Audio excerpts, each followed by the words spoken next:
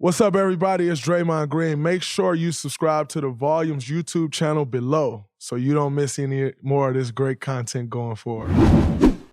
What's up, everybody? Welcome back to the Draymond Green Show. This next guest, I feel like this was supposed to happen a long time ago, but it's finally happening. I'm excited about it. You know, I'm from Saginaw, Michigan, as most of you may know, and Saginaw happens to neighbor a city that goes by the name of Flint. Now, we're not directly next to each other, but we're close enough. And this next guest hails from Flint, Michigan, got that Flint-Saginaw connection. It's different, and you only understand that if you're from there. Nonetheless, as you know, we got high standards on this show, and this man is definitely a champion. Welcome, Kyle Kuzma, to the show. What's up, my brother? Appreciate the generous introduction. Appreciate that. No doubt, man. I must say, if you see my outfit, I had on some nice pants, had on a nice Dior t-shirt, some nice kicks, and I looked out the window. And the only reason I was dressing like that because I'm like, Kuz gonna come in here. You know how he come in dressed. So I'm gonna throw on something to look halfway decent. And then I looked out the window as I was getting dressed, and I said, oh man, Kuz dressed down. I could get comfortable. So, you know, I got you. You know what I'm saying? I'll come to your house. Just keep it real simple and chill. I appreciate that, you know, but you got a certain standard and a certain expectation when it comes. It's not bad. It's not bad. It's just, yeah. But I thought she was about to come in this motherfucker with a big sweater, you know what I'm saying? So, some kicks with the glasses, you know, so I appreciate it. Got you. Try to step it up. I wasn't going to compete. No. It wasn't a competition. No competition. It was just so I could sit next to you and not look like an idiot. Respect. That's all. Not compete. Now, I don't want that competition. I know the battles I can win. I know the battles I can lose. You know I yourself. will lose. I love it. So I appreciate that. No problem. No, man, but how your summer going? Oh, man, I'm going great, man. A lot of travel, a lot of focus on my craft and my body getting better, a lot of business things. Life's good right now. I can't complain. You've done something that I've noticed. Not that I want to do it, but I have a huge appreciation for it, and I'll tell you what it is. As someone, and you just mentioned travel, as someone who loves to travel, being on the West Coast, you know, and during the season I'm in San Francisco, obviously, off season I'm in LA, you miss the Caribbean because it's so far to get there. So what do you do if you're on the West Coast? You pop down to Cabo. If you're going on a trip, for me, I'm going to probably go to Europe if I'm going to go all the way over there. And so that's but still far. It's far. Still far. I've been watching you. You've been popping down to that Caribbean now that you're on the East Coast. Talk to me about that, because that is a totally different thing 1,000. that most people around that watch the NBA don't quite understand. Oh, the Caribbean or the travel aspect? Just like how different your life is now that you're playing on the East Coast as it is than when you're playing on the West Coast. Oh, I mean, everything across the board. Like, you know, like me being in LA for 4 years, those West Coast trips are long. Mm-hmm. Like, you got to go play in Dallas, that's 3 hours. Absolutely. You got to play in New Orleans, that's 4. Mm-hmm. Like, those are some pushes. But when you're on the East Coast, you know, we may play Philly, that's a 20-minute flight. New York, 40-minute flight. Go down to Charlotte, hour flight. Chicago, hour and a half. So travel is just so much more easier to get to. And then you talk about off-season traveling. Like, I'm never ever in the Caribbean. Like when I was on the West Coast. And granted, like my girlfriend, she is, you know, Caribbean herself, so it makes it a little easier to get there. But even to get to Europe, like this was my first summer going to Europe. Wow, first summer, you would never know that. But it's like, I don't want to travel 12 hours and miss out on training. But now this flight's 6 hours. I can still finagle the time zones, maybe catch a FaceTime lift with my trainer or something. It's just so much more easier. So, you know, travel is so much better, honestly. No, it's a beautiful thing. I like to focus on those things sometimes, and humanizing the athlete. You know, I think sometimes we live in this world as athletes where people put you on a pedestal and treat you like, oh man, you're like this superhero figure, only to do one of two things. The moment you then start to act like you're that superhero figure that they treat you like, they crush you. Yep. And to complain as if nothing in your life has issues. Like, oh man, you play basketball, you make a lot of money. There's not a lot of issues. And I mean, this may sound a little privileged, and it is. People have given you that privilege, though. No, that entitlement to that privilege, though, because of how, like you said, you get held to a pedestal, right? But if you do one thing wrong, oh, we need to cancel this dude because he doesn't eat post cereal. Like what? Post cereal. What are we talking about right now? You know, and that's the thing, that it's a new age, and you talk about it the best out of anybody. You know, you have the whole new media, boo boo, whatever. But like just normalizing that we're humans. Like we're not like the old 1980, the 1990s athlete that was nothing about. It was only basketball. You could not do anything. Them dudes was getting it in, doing whatever they wanted to do. You just didn't see it, and people weren't so maybe. And I can't speak because I wasn't in those times, but maybe not as obsessed with the athlete, unless it was like a MJ, you know, a Jeter, somebody of that magnitude that was so overbearing, overpowerful, beyond just like how we are with social media. Like anybody can be famous now. Back then, it was totally different. So, for sure. You know, that's something that it's not talked about enough. You know, just like we're humans, we do things, we make mistakes. Like you're criticizing me for this, but you're getting yelled at for taking the trash out or something. Absolutely. You know what I'm saying? Like that's an issue in your life too. You have issues, bro. Absolutely. Not saying taking the trash is an issue, but you know what I'm saying. No, for sure. I like, they act as if there's never anything that can be off or wrong with us. No, for sure. I think when you look at like the guys that came before us,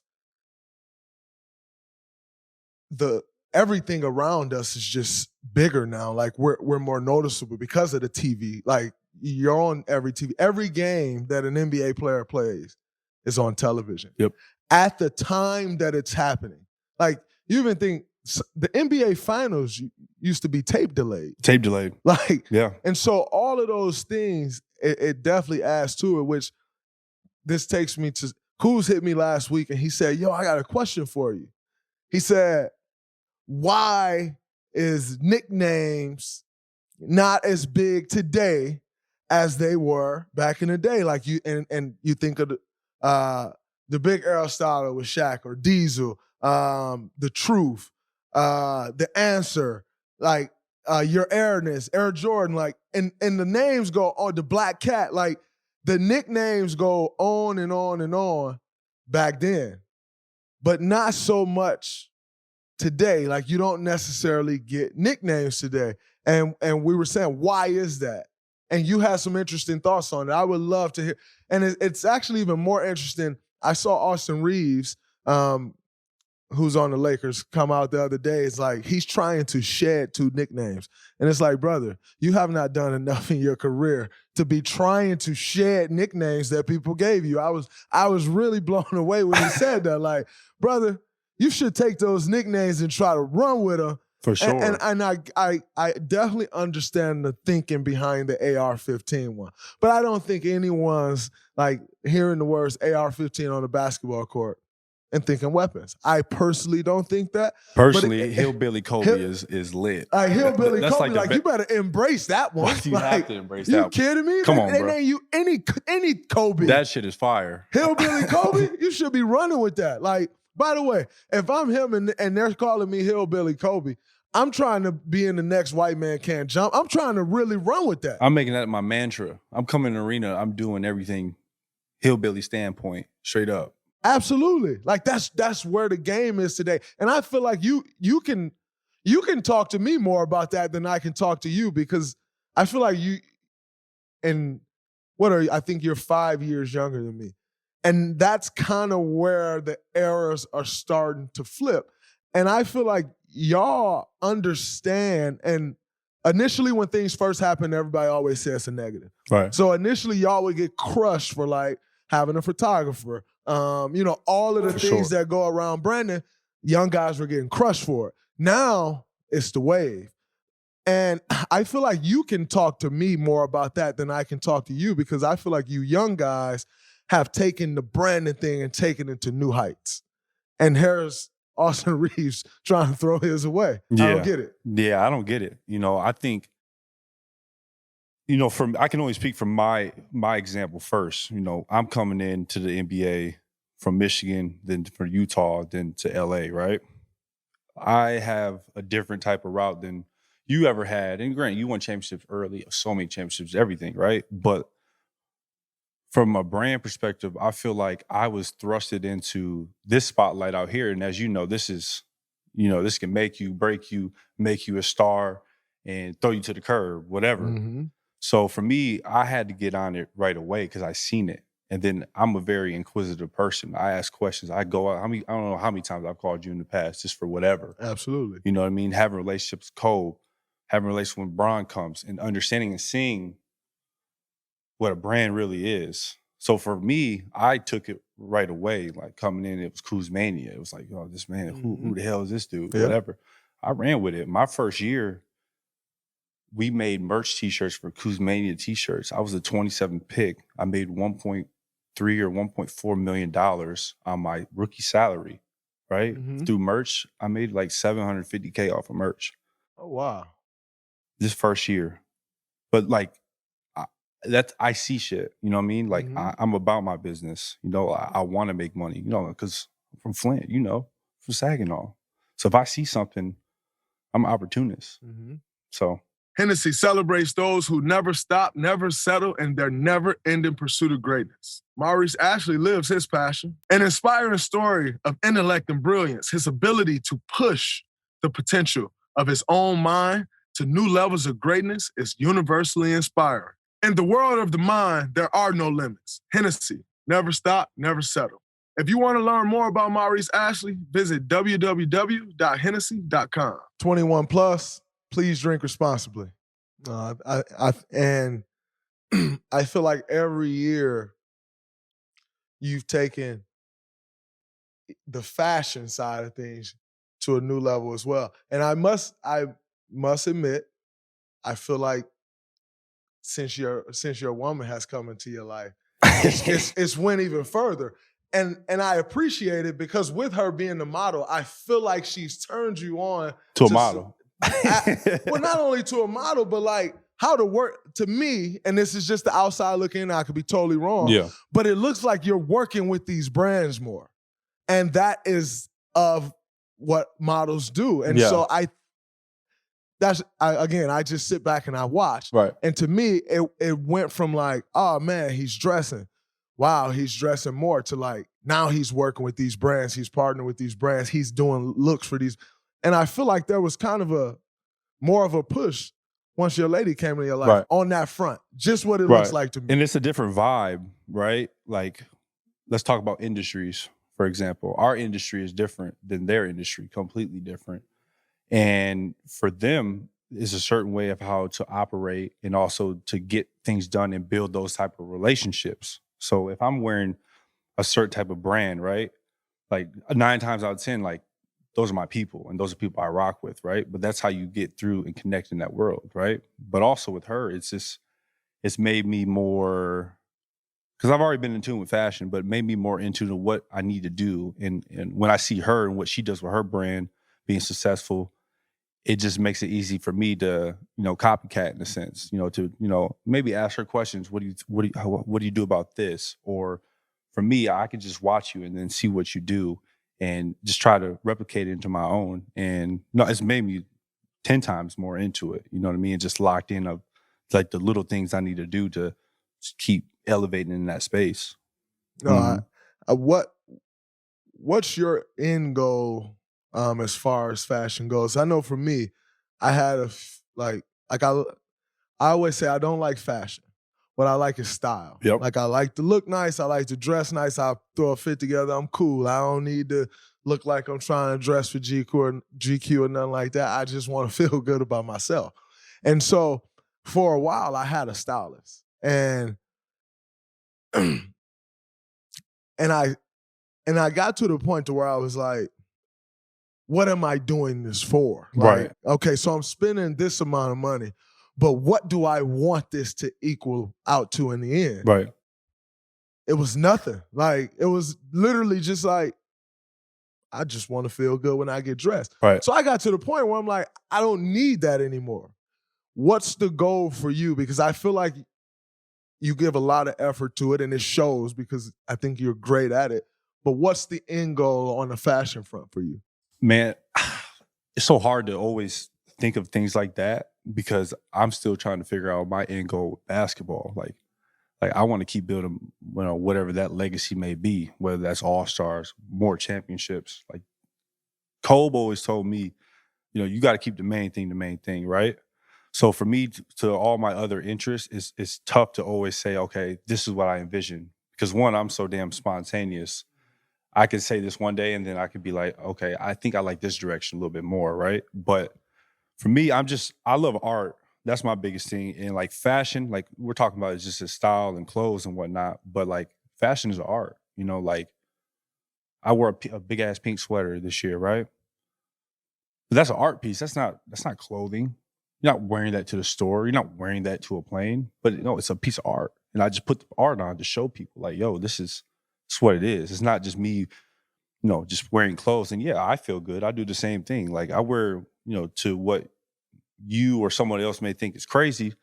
That's your reference point. My reference point is, yo, this shit is dope. And it makes me like feel amazing. So it's all the same. But, I'm just so creative as a person. Definitely designing. Oh, definitely that. Like, collaborating with top brands. That's a big thing. I just love to create and show and express myself through other things. So that's and part of the reason when you signed with Puma was so you can do more in that lane as well, wasn't it? Oh, all day. Like, being with Nike, which is an unbelievable brand, but like from a creative standpoint, they're not letting their athletes do things anymore like that.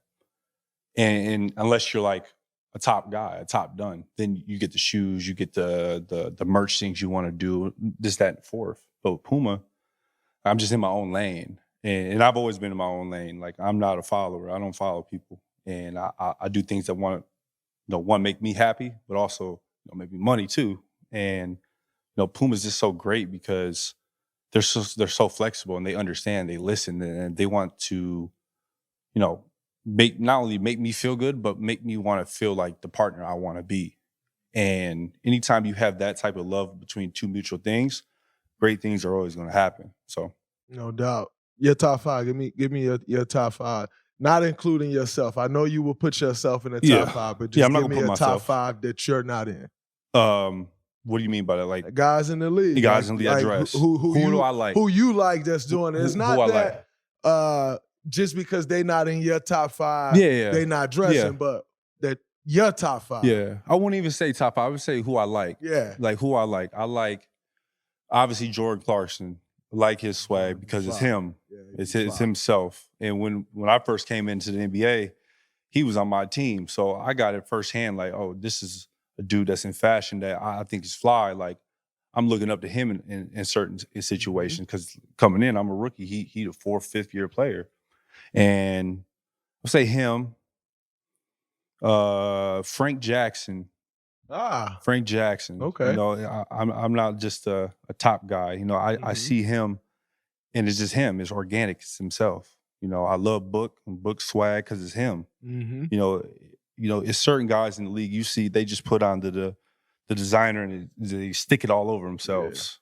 Or it's everybody wants to dress like Travis Scott now. Everybody wants to do the street stuff. But like what's your swag? Like I want to see your swag. So got those three. Chris Paul is very clean. He keeps it real casual, very, very, very, very mature-like. I like that. 5 is tough.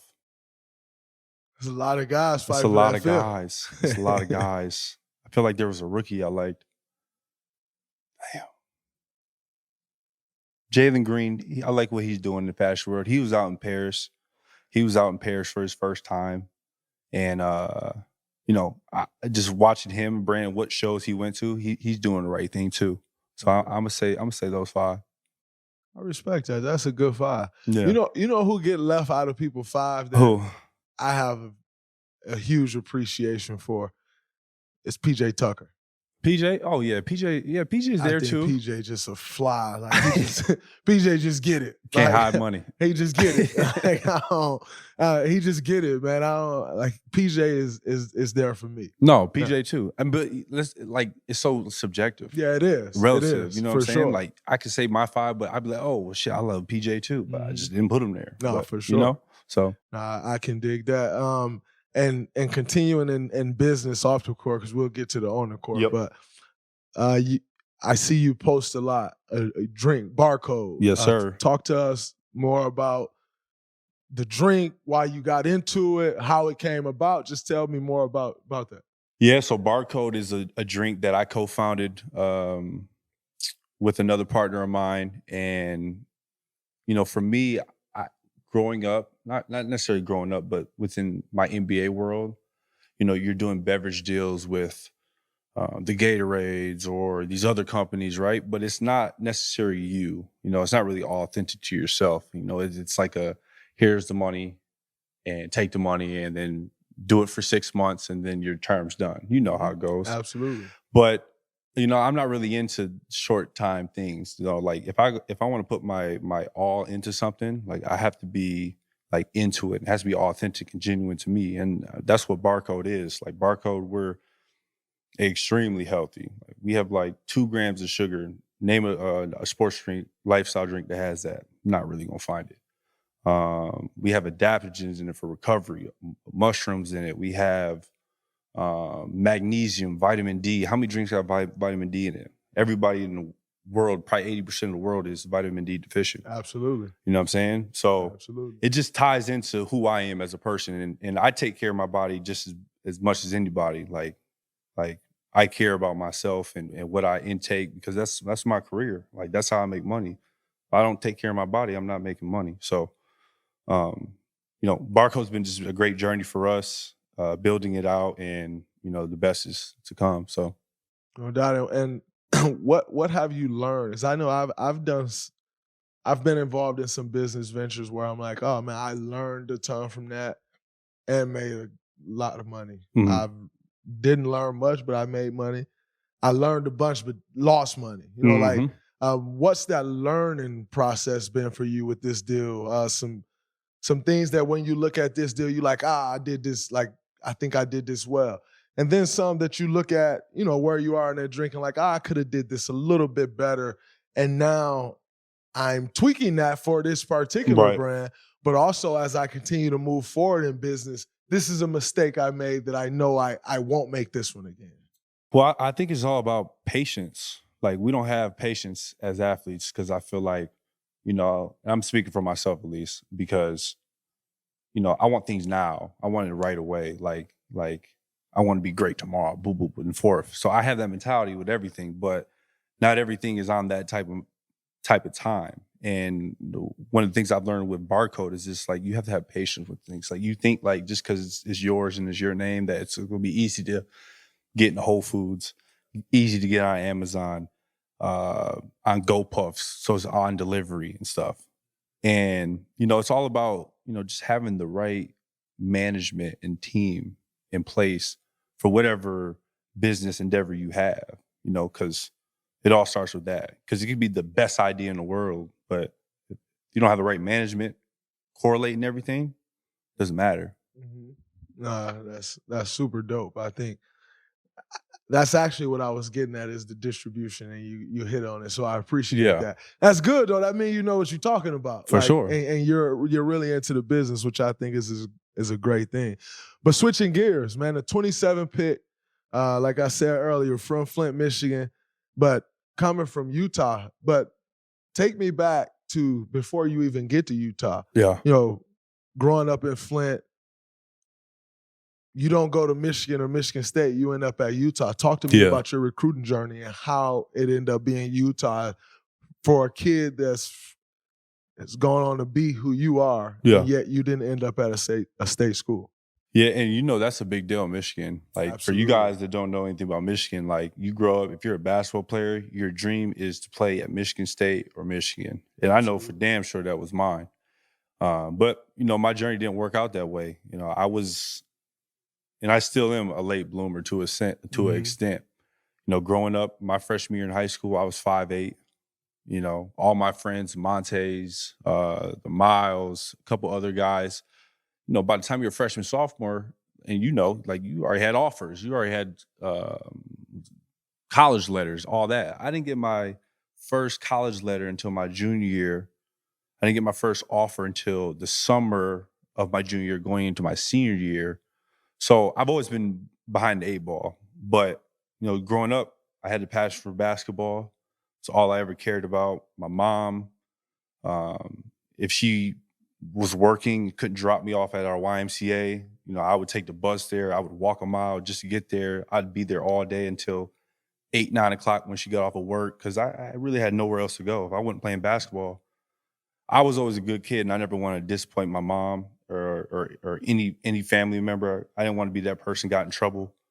So, the YMCA, that was my safe haven. That was basketball was my safe haven. And, man, I've had a hell of a journey. And, when I look back, it's just funny because it's like, that's the reward in life. Like, that's what I got from winning a championship. Like, the championship, it's not really the reward. It's like us talking right now, and I'm reminiscing on these million thoughts of not having money one time to eat Subway, while I'm at the YMCA for 10 hours. Like, that's a laughing moment I can have for myself, and I can keep myself forever because of that. You know what I mean? Absolutely. So, yeah, my journey is wild. It's wild for sure. No, I agree with you. Like, when we won our recent championship, I don't even think I touched the trophy on the stage. Yeah. I don't think I touched the trophy till it was time for picture. Because afterward, it's not about the trophy. It's the journey. Like, I'm sitting there and I'm looking at, I intentionally stood to the side and I'm just watching guys interact, and it's always a big deal for me to see the first time guys and how they're, because you win that first one and it's amazing. And then everyone after that is they're incredible, but you never get that feeling again that you got the very first time you did it. And so for me, the thing that I get the most enjoyment from is watching the first time guys and how they react to it, and just the excitement they have. And for me, this time it wasn't even about that. I'm just standing to the side and I'm just thinking about the journey, about Clay coming back, and the day he come back, I go down with a back injury, not knowing if I'll be able to play again that year. I worked my way back from that, and the day I got back, Steph got hurt. So then we go into the playoffs, and our starting five hasn't played any minutes together. No chance we win this. We haven't played together. Right. But and as I stood there on the side and I'm looking, it's it's the journey. The journey is what you feel good about. The journey is what keeps you going. It's not, oh man, I need to get another championship. It's, I need another championship journey. That's what keeps you going. And so to hear you speak on your journey, I admire your journey. You went to Utah. That's not, people aren't just going from Michigan to Utah. But I had no offer. I had no offers. That's it. That was the only one. I had Utah. I had Penn State. And the reason why I picked Utah was because Larry Krzyzewski, he was the coach there at the time. And, he just had an NBA pedigree. And I'm like, if that's where I want to go, I got to go to him. Because this other coach, I don't know. You know what I mean? So I'm just blind faith, okay, this dude's been where I want to go. I'm going to see if I can learn whatever the fuck I can learn from him. And let's see where it goes. And it worked out. We're excited to introduce our new friends at the Draymond Green Show, Venturo Collective. Venturo is a premium lifestyle brand based in San Diego, California, carrying some of the hottest sunglasses in the game. If you don't know them yet, probably want to check them out. They're providing a 20% discount to the listeners of this show. All you have to do is use the code DRAY, D-R-A-Y, to get 20% off your sunglasses. Venturo designs all of their products in-house. They source their own materials and ship them directly to you. As you know, I'm a big fan of glasses. I usually keep some glasses on. And these glasses right here, very good glasses. I've actually dropped them a few times and they stand the test of time, but they got good weight. And if you know a good pair of sunglasses, they gotta have some good weight on them. You don't want them to get too flimsy. Starts to mess up. So both of these, sturdy for a rough guy like myself, they stand the test of time. I'm a big fan of what Venturo is creating in the eyewear market. They have a ton of styles. They have a ton of colors to go with any outfit you have. So get your collection right today. Venturo is offering a special 20% off and free shipping to our listeners if you use the code DRE. So support our show and check out VINCERO collective.com/DRE to get yours today with that special 20% off. Wow. Yeah. I mean, if I was crazy, I think he didn't go to Penn State because he didn't want to play against Michigan State. But that's a story for another day. That's the green and white in me. But so you're drafted 27 pick, which was a sleeper, by the way. Like, I don't think anyone was expecting you to not only be a first-round pick, but then to come in and produce the way you produced from the beginning. I felt like that caught everybody off guard. What was that process like? And you hit on it a little bit. Not only are you coming in the 27th pick, but you're coming in with the most storied franchise probably in sports history, but definitely in It's like a NBA movie, history. honestly. It's a movie. Like, I tell this to people all the time. It's a movie. Like, I wasn't supposed to be drafted.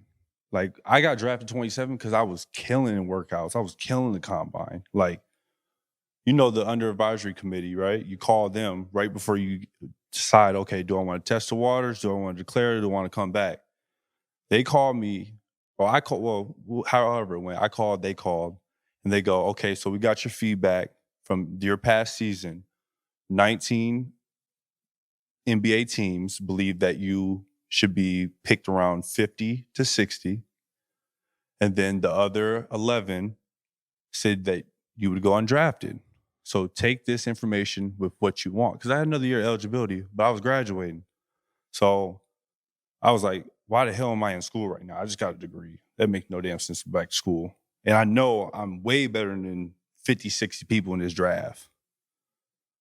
I know I'm way better than 50, 60 people. Absolutely. I gotta be, right? So I go out, I test it. I tell my coach, I'm like, Coach, I'm leaving. And after knowing all this, everybody's like, yo, you're making a terrible mistake. Like, why are you doing this? Nobody thinks you're going to get drafted. Why won't you come back, potentially be a first-round pick? Coach, I'm out of here, bro. Like, for me, I just have this blind confidence in myself. And everybody sees it. I wear wild clothes, whatever. No, that's really me. Like, I really got the utmost confidence. There's a saying for that. It's called irrational confidence. Irrational. I wish I had irrational confidence, by the way. But you have a certain type of confidence in yourself, though, to be who you are. Yeah, but to go on this, you be saying some crazy things sometimes. No, but definitely. But it's irrational confidence is a different thing. Like, irrational confidence. Like, what I have very strongly is I have a very strong will. Okay. Like, and so, like, I can will myself through some stuff. Just like willing myself through it. Like, but irrational confidence is something that I wish I had. Yeah. Because irrational confidence, like will, it takes you to a different place. Right. Because you never waver on confidence. Like, I waver on confidence at times. Mm-hmm. I'll be 100% honest. Like, my shooting, the prime example. Like, right. I've wavered on confidence in my shooting. No, I know exactly what you're saying. You know what I'm saying? Now, but guess what? Money on the line, I can will myself to knock that motherfucker down. No, I know you know what I'm saying? Like, and so it's two different things, but I have like Steph has irrational confidence, you know, and it's the same, you have that. When Steph's like that, it's honestly funny for him. Like I know I feel this way. It has to be for him. If he's in a slump or he's in a game, and let's say he's shooting 1 for 7 or 1 for 8 from 3, he's probably laughing at this point. Like he's like, oh, this is, I don't know why the fuck's not going in. Absolutely. You know what I mean? But for you, you're like, fuck, I'm like, I don't know if I'm going to take this next one. You know what I'm saying? But no, that's something I definitely have. So I go into the combine, kill the combine. I only played a half. And I had like 17 and a half. My agent was like, oh, you got to get the hell out of here. You shutting it down. So I shut it down at this point. And at the time, I didn't even have no draft workouts. The only draft workout I had was Utah Jazz because I was the local kid, right? Yep. So most of the time in the draft process, I would say guys probably work out for, 8 teams maybe? I worked out for 19 teams. Yes, but you and me are on the same page, though. Facts. I worked out for 20 teams, and there was only 25 teams that had draft picks.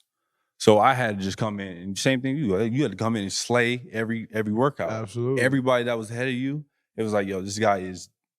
I made it a point where it was like I was the best person in every single workout. There's no chance. There's nobody more in shape than me. There's nobody that's playing as harder, more locked in, whatever. That's what my mindset was. But that also helped me in my career early on too, because it's easy just to come to LA and be like, oh, I'm a Laker, I'm chilling, whatever, right? Mm-hmm. But I'm coming in summer league like, yo, y'all about to know who I am. Like I'm a kid from Flint. Like I have nothing to lose. I'm playing with house money at this point. I'm still playing with house money. You know what I'm saying? Because you know where I'm from. You playing with house money. Absolutely. Absolutely. No, that's how I approach it. Right. Like, I was never supposed to be here. No, sir. And that's why I told everybody what I told them after we won. I was like, this was never supposed to happen for me. In their eyes, though. Right. In my eyes, it's always written. No, this is exactly what I saw 100%. happen. But in their eyes, this was never supposed to happen for me. So that's what I'm doing. Right. You get to the Lakers and you're afforded the opportunity by coming to the Lakers to build a relationship with Kobe. Yeah. Talking irrational confidence. That's the irrational confidence king, by the way. Oh, for sure.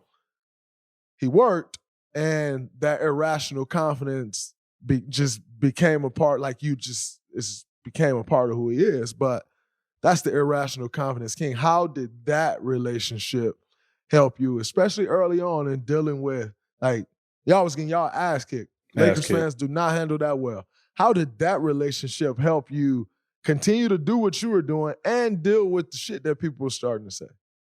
You know, the biggest thing he always ever said was keep the main thing, right? That was one thing. And two, just like, that was like my North Star. You know what I'm saying?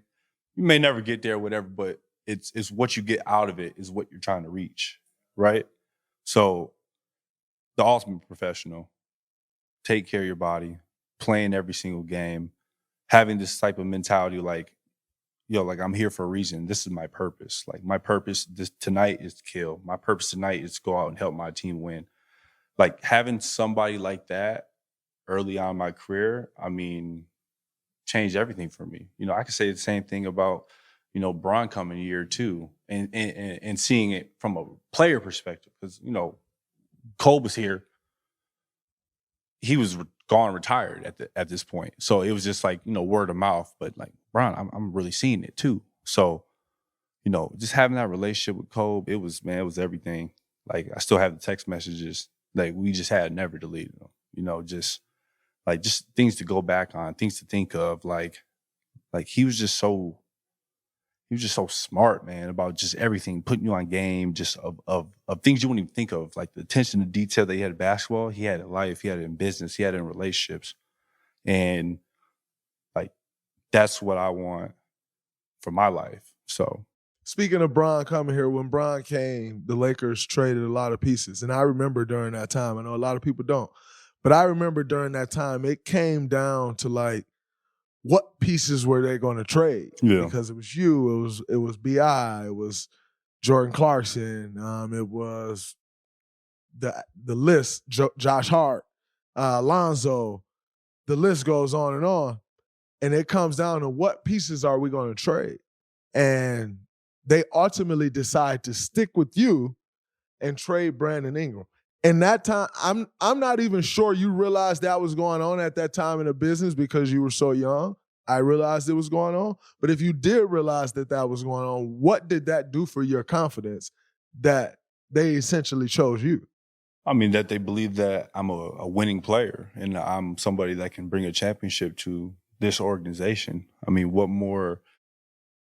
And none of this was never said, right? It's just I'm reading your actions.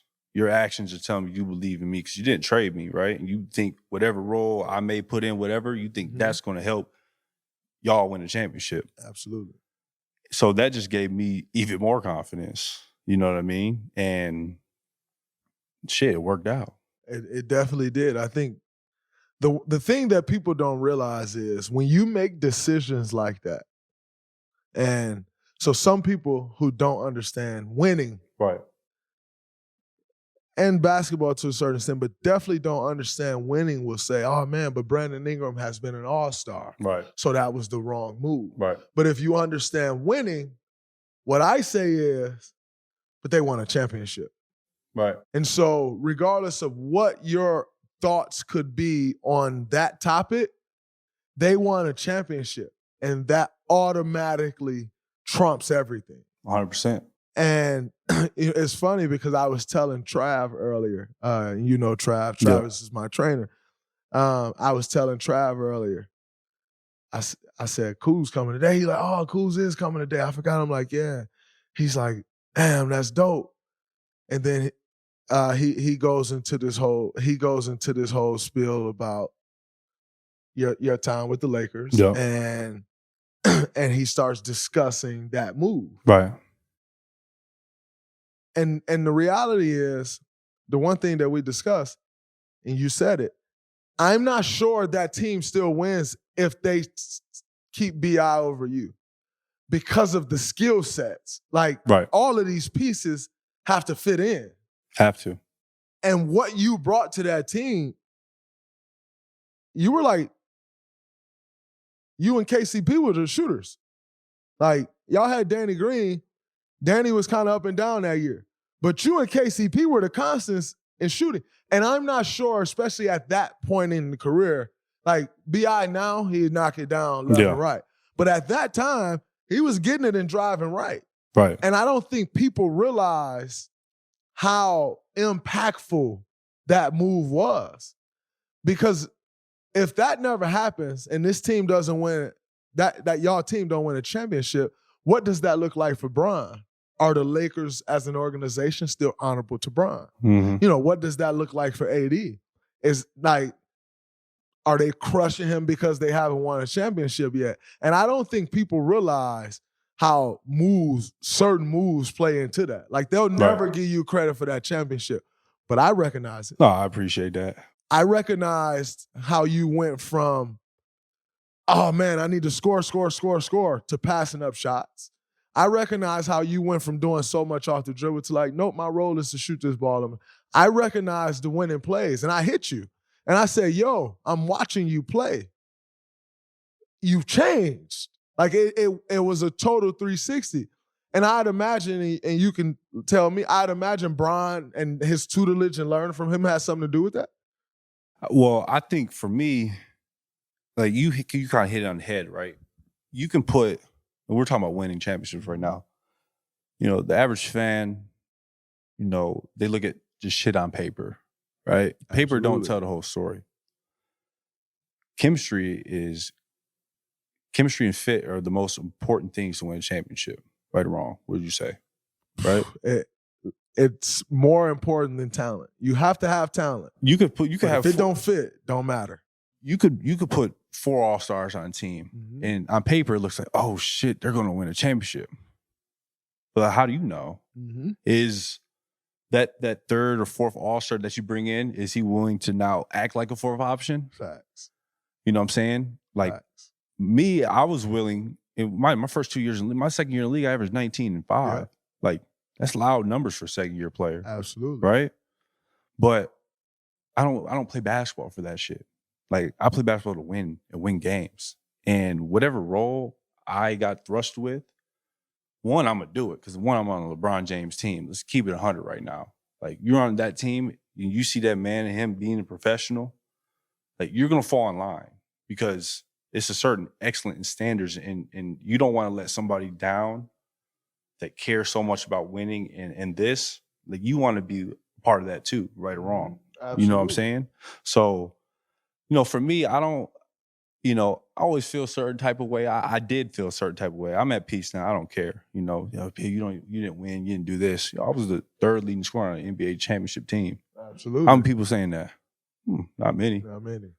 But granted, me being selfless and having no ego in that situation, because it couldn't have been easy. I could have just ran with the excuse, they didn't give me a fair shot and I didn't do this and I do that. But if you know me and you know me personally, I'd tell you that was the best thing that ever happened to me in my career. I was a player that all I looked, like you said it first, I was looking to score. I was to get a bucket, do this, that. But I didn't do shit else. Didn't want to defend. Didn't really put too much effort in rebound, even though I was a really good rebounder in college. Didn't always make the right pass, tunnel vision. But going through that situation, that made me a better basketball player. And everybody in the world saw that last year. I was doing everything. You know what I mean? So I always look at things from a positive standpoint because there's no point to dwell on shit. There's no point. And that was probably one of the best things that ever happened to me in my career. Like, just being in that situation, Lakers keeping me realizing, there's more to basketball than just this. And then ultimately winning a championship with the Lakers. So that's history. You're then traded to the Washington Wizards, which you just finished your first year there. How was your first year with the Wizards and moving to the Eastern Conference just overall? How was that for you? It was a lot different, going from, an organization as the Lakers magnitude to another organization. That was my first time ever getting traded, being in that type of situation. So not really knowing what to expect. And there's always the bumps in the road and things you have to adjust to, but, I think it was a great learning year for me. Like people look to me as me and KCP, we came there, we won a championship. We were only winners on that team. And, to go there and people respect what you say. I'm not saying people in LA didn't on the team, but I'm a young dude. Absolutely. You know what I'm saying? No doubt. I got too much respect from just an OG standpoint. And it was hard for me a little bit to maybe get on Bron, get on Rondo, say something to AD. These are fucking people I grew up watching, you know what I mean? But to come to this situation, it's like, Kuz, what you think? What you think about this physical? What are we doing? What's missing? Like, those type of things, that's invaluable to have. That's more important than anything to me because, I love to feel a part of things. And, just learning and taking everything I've implemented in my career from, those learning situations, but also now being to show myself and show my ass off, it was a success. But there's more. That was a small win, but there's more big wins to accomplish, because losing sucks, be honest with you. We had losing is not fun. Yeah. So I'm optimistically taking that for a win for myself, but it still doesn't sit right because you don't win. If you don't win, you don't get to the playoffs. It's a shitty season. Nobody wants to be done in April, but we'll figure it out. No doubt. I absolutely know what losing feels like. We won 15 games 2 years ago. Oh, yeah. And everybody destroying you. I definitely get it. But what needs to happen for y'all to change that?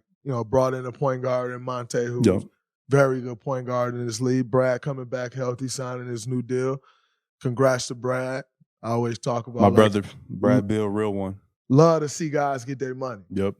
You go through a lot in this business, ton of money being made. Love to see guys get their due. So congrats to Brad. You got, obviously, you coming back in with another year under your belt. Porzingis, who y'all bought in last year, who I thought I thought rediscovered himself quite a bit. Yeah. I think that'll be a huge help to y'all. But what needs to happen to kind of bring that all together and start competing in the East for y'all? It's all about chemistry. We starting that early. We're having a mini camp. We're getting together. Like that shit is important. And that's all I know. Because like once you win, that's all you really know. And I know from, when we won a championship with the Lakers, everybody was cool. Everybody was close. We had amazing chemistry. And that's one, the most important thing. And two, we just got to stay healthy. Like, at a point in time for most of the season, we were like, top 8 in the East. But then we had a lot of injuries, a lot of situations, a lot of trades happen. But if we can get Porzingis to be healthy, Brad to be healthy, Brad played about 50 games. We missed Rui for 35 games. So we have an opportunity to do something, and it should be a lot of motivation. We got a lot of hungry dudes. Like Brad just got paid, and he wants to show the world that he's a winner. You don't think he's sick and tired of being everybody saying like, oh, he's just in DC for the money. Oh, he wants to win. You know what I mean? Monte coming over, he wants to show that, I can take another step. Like I'm not just a backup. Absolutely. You know what I'm saying? I got steps. Porzingis, KP, he got, I can stay healthy. So like I feel like when you have a situation like that where it's guys that have something to prove, the care factor is higher. No doubt. And going into your 6th year. 6. Crazy. It fly by. I'm going to year 11. I got Crazy. drafted yesterday. Crazy. Like it fly by. But going into your 6th year, what's some of them goals, personal goals, that you want to reach? Biggest thing is I just want to lead and I want to make others better, make others happier. I feel like this summer has been great for my mental. It's not about putting expectations on yourself. It's about controlling what you can control. And I know that I can make others better. I know I can make people feel good. And also I can lead. So if I can do that, everything that I want is naturally going to happen, just organically. So, that's just my focus. All right, this is me you're talking to, not none of these old media people that be talking. Now, don't give me the bullshit political answer. Now, give me some of them personal goals. That's a real goal, bro. I need some personal goals. Like, that's a real goal. What's this mark I'm trying to get? I'm trying to be an all-star. I want to be all. I definitely need that. I may want to be defensive player of the year. I know that award got my name written all over it because I should have got it this year, but then I got fucked up. So but like I need some of them goals. No, like, I definitely need that all-star for sure. I need that. 100%. I mean, I already got a ring, so if I'm an all-star and a champion, what are you going to tell me? You think I wear crazy shit now? Boy. That sounds familiar. Don't let me win a fucking championship. Let me be a fucking all-star. I'm telling you right now. As you should, by the way. Appreciate that. As you should. Approach everything like that. I think you do. But I have an appreciation for guys in this league. Like, I feel like you come in this league and you're kind of taught to back down. Like you're taught like, oh man, there's this hierarchy and you need to respect that hierarchy. Like I remember me kind of like, fuck that. Like, no. Last year, don't let me win a championship. And I'm telling y'all, we're going to win a championship. I have a huge appreciation for guys like standing in and standing on who they are. And like I told you from the very beginning, you in fashion, like, it speaks. Right. Like you said, it's art. It talks for you. Right. And I don't know if I feel like you know that. I'm sure you know that, but it does. And as someone like I told you, I admire it because not many people have that confidence that like, oh no, this is what I'm doing, and it's cool. I mean, for me, it's just like I'm a man. You know what I'm saying? Like. I was always taught like, yo, you got to stand on what you believe in and what you do. If you don't, what else you going to stand on? So, that's just what I come from. So like the things that I do, the things that I want to do, like it's what I want to do.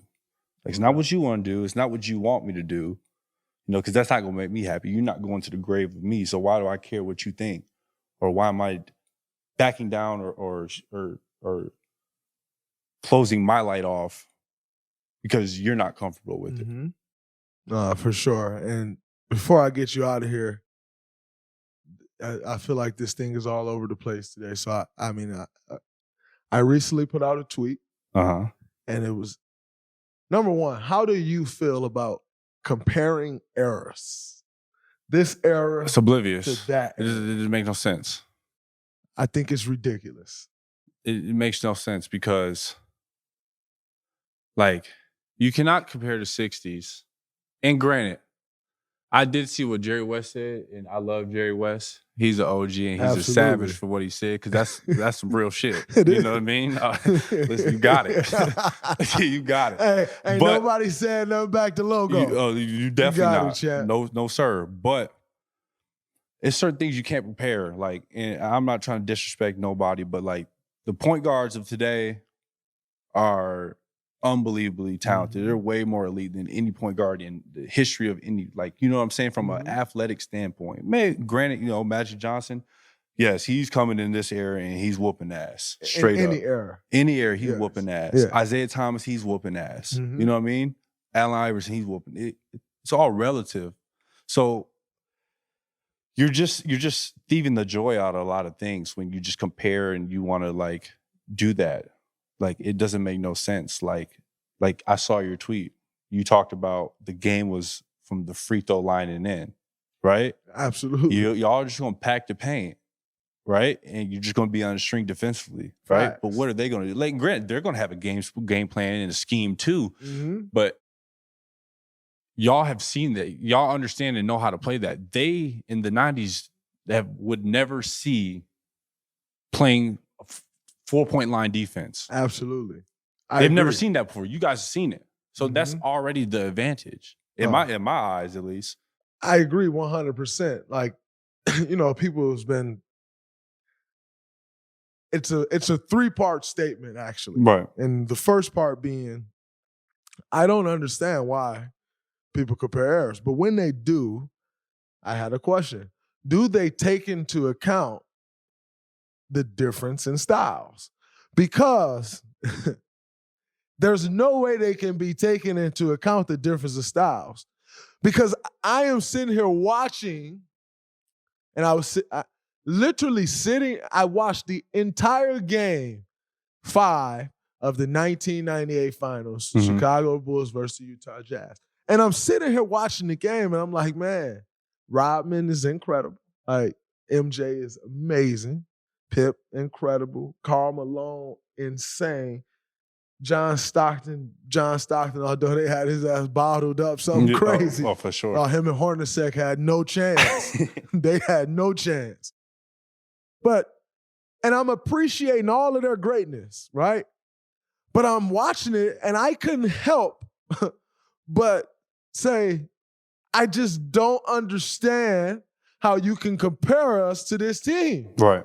Not that Michael Jordan isn't great or the greatest player, or however you want to slice it. It's not taking anything away from that. Right. Not one bit. But just the style of basketball alone, I mean, there's a guy catching it at the free throw line, a guy cutting to the corner, and a guy flashing to the post. Right. There's no spacing. And so I'm watching that, and I'm like, the point that I was making was, you see what I'm saying? We'll beat this team by 20 and we'll beat them by 40.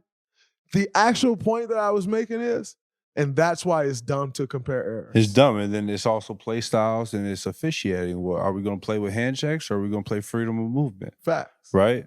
There's certain teams that can get away with certain things. Like, I believe if the Showtime Lakers, they would fucking dominate this era. Because they were, I mean, I was watching Magic in the 80s, just highlights like earlier in the summer. People don't realize, he was fast as shit. Yes, he was. No, he was fast as hell. Like, he was getting the rebound up the court in 3 dribbles. And that's the NBA now, right? Absolutely. Right or wrong. Kill. But certain teams might have been a little different. Great. You have great players, whatever. Jordan being this era, he's averaging crazy numbers too, regardless. Even crazier numbers. For sure. Right?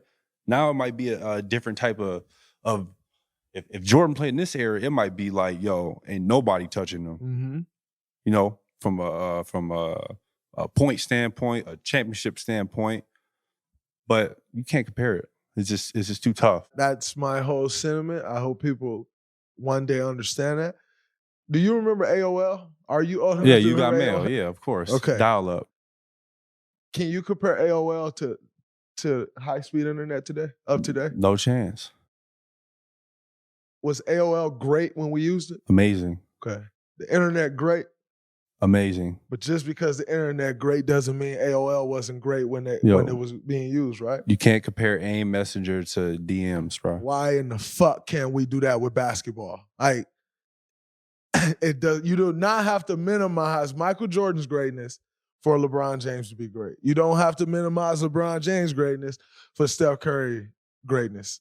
And it pisses me off that people do that with basketball. They don't do that when it comes to a founder of this company and a founder of that company. They don't do that. They only do it when it comes to sports. And you know who do it when it comes to sports? These lousy ass clickbaiters that's saying stuff for clickbait, that's making terrible comparisons so they got something to talk about tomorrow. I'm sick of it. And it's crazy because the only thing they talked about today was the comparison I made. And you actually missed the entire point. They start comparing immediately when I said it. And I knew they would, which is why I framed the statement the way I did. A question, a crazy-ass statement like y'all do, and then the message. And they missed the question and the message and just saw the crazy-ass statement. So, my brother, I want to thank you for coming on to the show. That right there is the new media. Y'all hate it, but you better love it. Don't get stuck on the wrong side, because I'm telling you, a lot of these guys are getting caught on the wrong side of it. And you can come over now before we close the door. My dog, I appreciate you coming on the show, man. Appreciate you. By the way, Kuz is launching a podcast. He got too much shit to say, y'all. Kuz like a young OG, and y'all don't get to hear him often because he just give you a little bit, then he just slide to the back and keep watching. But Kuz got a podcast coming for y'all because he got a lot to say. Young OG, Kuz, book. Y'all gotta watch out for them guys. They know a lot, and they just be trying to play y'all like they don't know a lot. So y'all look out for Kuz podcast. It's gonna talk about fashion. It's gonna talk about basketball. It's gonna intertwine all of those things. Kuz podcast coming. I appreciate you coming on the show, brother. My man.